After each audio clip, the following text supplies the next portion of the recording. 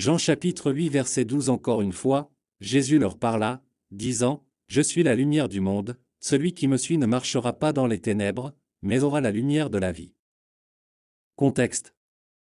Ce verset apparaît lors d'un des enseignements de Jésus dans le temple de Jérusalem, où il discute avec les pharisiens et les chefs religieux.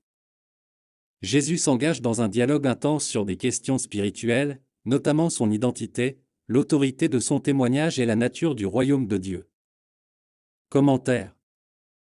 Ce verset présente une déclaration centrale de Jésus et comporte plusieurs implications profondes. Je suis, en utilisant l'expression je suis, Jésus s'identifie une fois de plus au nom divin révélé à Moïse dans le buisson ardent, Exode 3, 14. Il revendique sa nature divine et son autorité de Dieu incarné. Lumière du monde, en se déclarant la lumière du monde, Jésus révèle sa fonction spirituelle. La lumière est un symbole de révélation, de vérité et de guidance. Jésus est la lumière qui éclaire les ténèbres spirituelles, révélant la vérité divine et montrant le chemin du salut. Suivez Jésus, Jésus invite les gens à le suivre, indiquant que ceux qui le font ne marcheront pas dans les ténèbres spirituelles.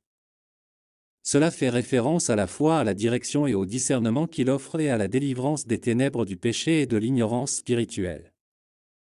Lumière de la vie, la déclaration aura la lumière de la vie souligne que suivre Jésus mène non seulement à une compréhension spirituelle plus profonde, mais aussi à la vie éternelle.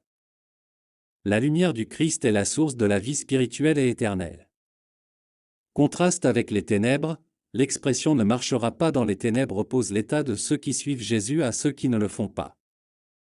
Jésus offre une alternative aux ténèbres du péché et à la séparation d'avec Dieu.